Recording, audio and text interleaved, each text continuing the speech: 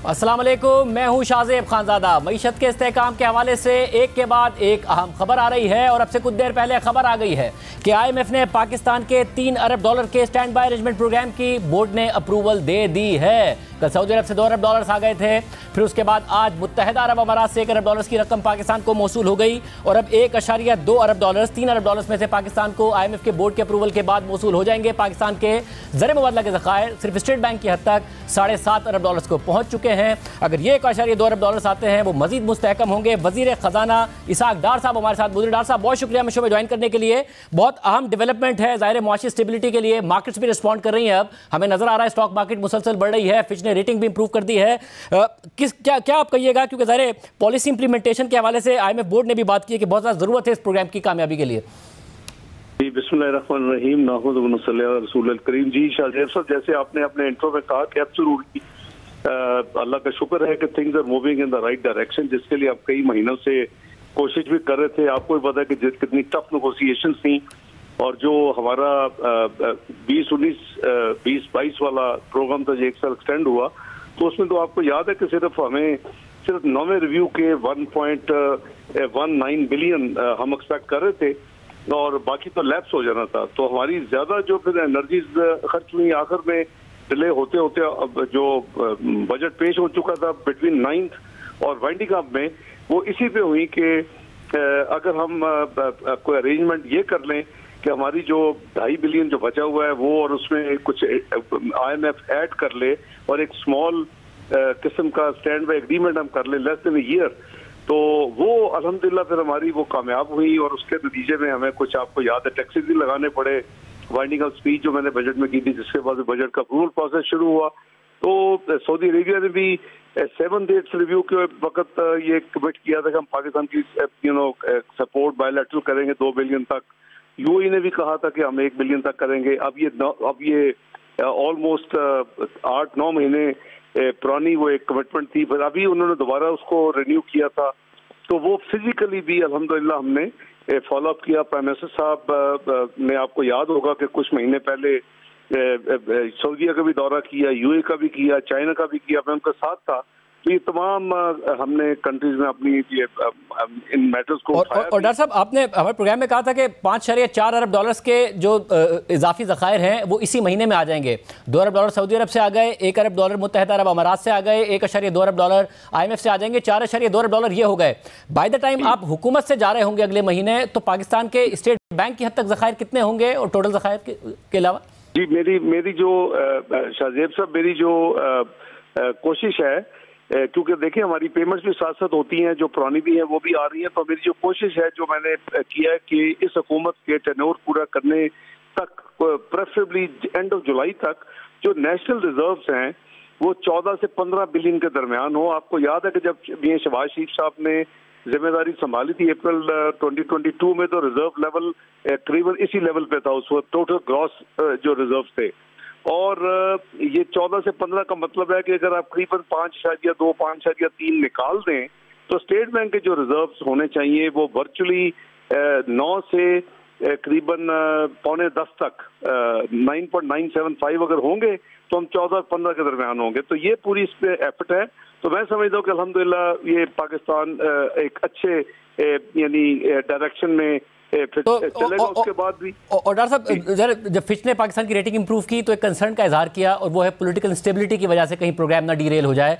IMF भी अपनी इस प्रेस रिलीज में कह रहा है कि जो फिस्कल एडजस्टमेंट है डेट सस्टेनेबिलिटी के लिए वो जारी रहे, जो फॉरेन एक्सचेंज मार्केट है उसकी फंक्शनिंग जो है वो मार्केट फोर्सेस के तहत रहे।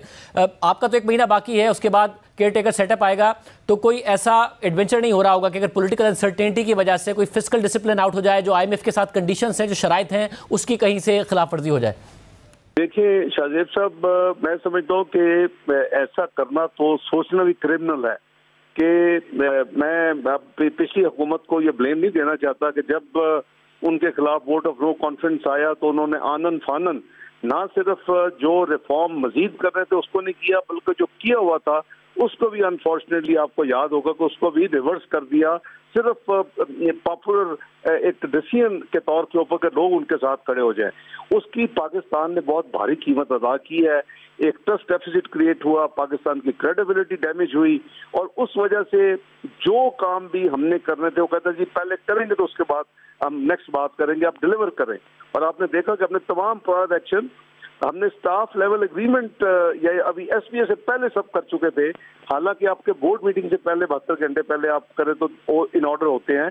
तो मैं समझता हूँ कि ये सोचना भी ज्यादती होगी, और जो हमने रिफॉर्म्स किए वो हमारे अपने हक में है। अगर हमारा पावर सेक्टर का रिफॉर्म है, 2-3 हज़ार अरब की बिजली हम बनाते हैं और 1700 अरब आप इकट्ठा करते हो, 1300 अरब यानी ब्लीड होता है, तो वो वी कांट अफोर्ड इंडेफिनिटली हम। तो ये सारे रिफॉर्म जो हमने किए हैं, मैं समझता हूँ कि ये पाकिस्तान के इंटरेस्ट में इनको इंटैक्ट रहना चाहिए।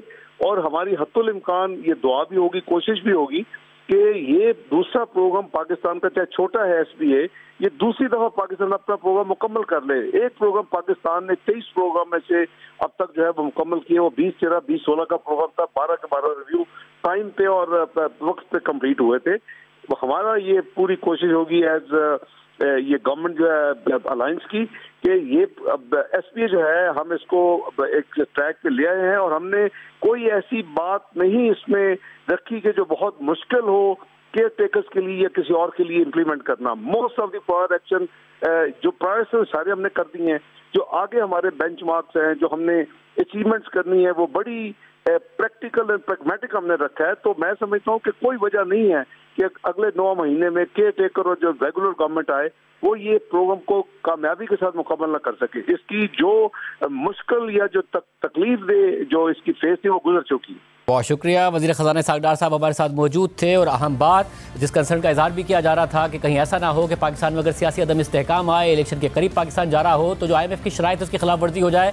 वज़ीर ख़ज़ाना इसहाक़ डार साहब इस बात की यकीन दहानी करा रहे हैं कि ऐसा नहीं होगा, ऐसा मुल्क के साथ ज़्यादती होगी। अगले एक माह जो इस हुकूमत का है उसमें भी IMF की शराइत की खिलाफ वर्जी नहीं की जाएगी, और आगे जाके बहुत सारे इक़दाम पहले ही कर दिए गए हैं। इसलिए IMF की जो शराइत है उस पर अमल करना केयर टेकर गवर्नमेंट के लिए भी मुश्किल नहीं होगा। साथ ही बाकायदा प्लान बता रहे थे कि पाकिस्तान को मजीद कहां कहां से इन्फ्लो आएंगे, और जो पाकिस्तान के टोटल ज़र मुबादला के ज़खायर हैं वो 14 अरब डॉलर से तजावुज़ कर जाएंगे जब यह हुकूमत जा रही होगी।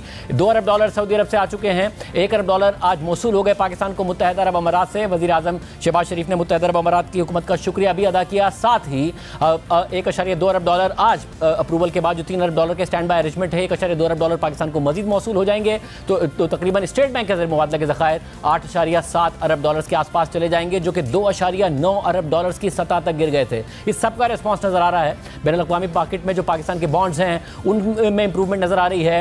100 इंडेक्स कराची स्टॉक एक्सचेंज का वो तकरीबन 10% बढ़ चुका है, 20 अरब डॉलर पर चला गया था मई के महीने में। 25 अरब डॉलर पर मार्केट कैपिटलाइजेशन आ गई है, जो 2017 में तकरीबन 100 अरब डॉलर पर थी। इतना लो पाकिस्तान ने पिछले 5 से 6 साल में देखा है, जहां से पाकिस्तान की मईशत को रिकवर करना है।